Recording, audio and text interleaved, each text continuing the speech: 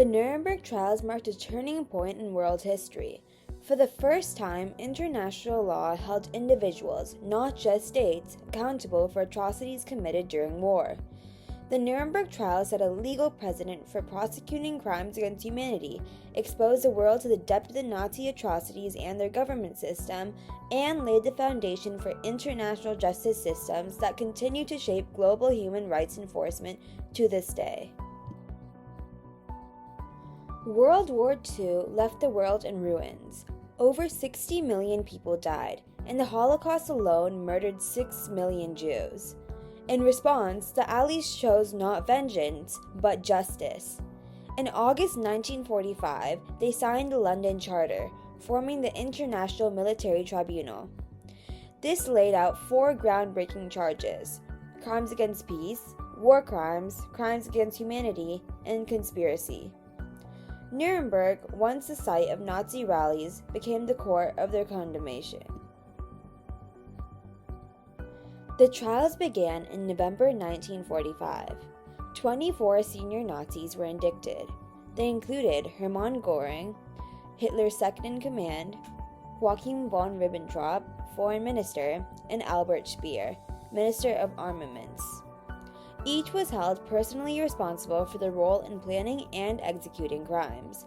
Over 3,000 tons of evidence were presented: documents, photos, films, and survivor testimony. Göring defended Nazism fiercely, insisting they were patriots. Speer broke ranks, admitting guilt and reflecting on his complicity. "We did not stop it," he said, referencing the Holocaust. The defense leaned on the idea of following orders. U.S. Chief Prosecutor Robert Jackson rejected this, saying, "Civilization cannot tolerate their being ignored." In October 1946, the court handed down its sentences: 12 death penalties, 3 acquittals, and the rest prison terms. Göring committed suicide before his execution. The verdicts were clear. These were not crimes of war, but crimes against humanity itself. What separated Nazi crimes was their scale and cold coordination. The final solution, a state-sponsored plan to annihilate entire populations, was systemically executed. Bureaucrats, officers, and scientists all played a role. Soviet judge Iona Nikitchenko declared that crimes of this magnitude could not go unpunished. French judge Henri Donadieu de Vabre argued the trials would define the moral boundaries of civilization as a whole. These were not vague violations, they were documented policies. The Nuremberg trials introduced a moral legal standard. Individuals could be held responsible for gross violations of human rights, even if state-sanctioned. Robert Jackson emphasized justice over revenge. His eloquence made the trials a moral reckoning. Benjamin Ferencz, prosecuting the Einsatzgruppen, introduced genocide as a crime with legal weight. Geoffrey Lawrence, the presiding British judge, set firm precedent by affirming that just following orders was no defense. From the defense, Göring remained unrepentant, defiant to the end. Hans Frank, once Hitler's governor in Poland, confessed, "1,000 years will pass, and still the guilt will not have been erased." Globally, figures like Winston Churchill and Indian jurist Radha Binod Bal shaped public discourse. Churchill, though initially skeptical, acknowledged the value of justice. Bal, however, criticized the trials for being one-sided, an argument that would influence future debates about international law. Reactions from the public varied. In Germany, disbelief and denial met the trial's revelations. But as evidence aired, films of camps, survivor testimony, the public could no longer look away. In Allied nations, the trials were seen as a righteous pursuit of justice. In Soviet propaganda, they were used to validate victory. Critics pointed to Allied hypocrisies. Why weren't Hiroshima or Dresden tried? But such critics only strengthened the case for a permanent, balanced international court. The Nuremberg trials resonate deeply with me because they prove that justice is possible even after unimaginable horror. As someone with roots in India, I've seen how tradition can sometimes mask injustice.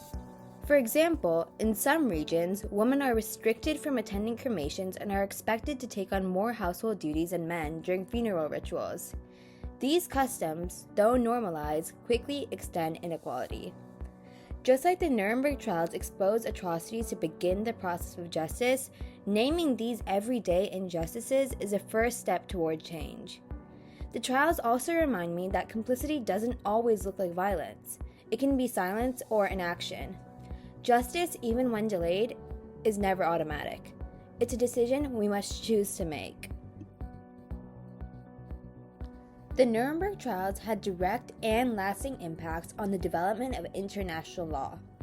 One of the most immediate outcomes was the 1948 Convention on the Prevention and Punishment of the Crime of Genocide, which was drafted in response to the Holocaust. For the first time, genocide was legally defined and recognized as a crime under international law, regardless of whether it occurred during war or peace. That same year, the Universal Declaration of Human Rights was adopted by the United Nations, heavily influenced by the Nuremberg trials' recognition that certain rights, like the right to life, freedom from torture, and equality from the law, must apply to all people, regardless of nationality or government. In 1949, the Geneva Conventions were revised and expanded to include comprehensive protections for civilians, prisoners of war, and wounded combatants. The detailed documentation of atrocities at Nuremberg highlighted the need to regulate wartime behavior more strictly and to hold violators accountable. The legal reasoning used at Nuremberg was further codified in the Nuremberg Principles, adopted by the UN in 1950. These principles establish individual responsibility for war crimes and crimes against humanity, rejecting the defense of just following orders, and affirming that heads of state could be criminally liable. This marked a turning point in international law by prioritizing accountability over national sovereignty. In the long term, these developments laid the groundwork for the creation of ad hoc tribunals, such as those for Rwanda and the former Yugoslavia in the 1990s, which revived and expanded on Nuremberg's legal framework. Ultimately, this evolution culminated in the establishment of the International Criminal Court in 2002. The ICC's authority to prosecute individuals for genocide, war crimes, and crimes against humanity is a direct legacy of Nuremberg. Every case it handles, from the indictment of Sudanese President Omar al-Bashir for atrocities in Darfur to the investigation of Russian officials for actions in Ukraine, reaffirms the Nuremberg legacy. That international law applies to individuals, not just states, and that justice can and must transcend borders and power. The Nuremberg trials weren't just about punishing Nazis. They were about defining human rights in law. They established that leaders could be held personally accountable and that justice is a global concern. In today's world, where war crimes are live-streamed and autocracies still rise, the trials remain a warning and a guide. Justice is not just a system, it's a choice. Nuremberg showed the world how to make it. The Nuremberg trials didn't end injustice, but they proved that we could fight it with evidence, with law, and with the truth.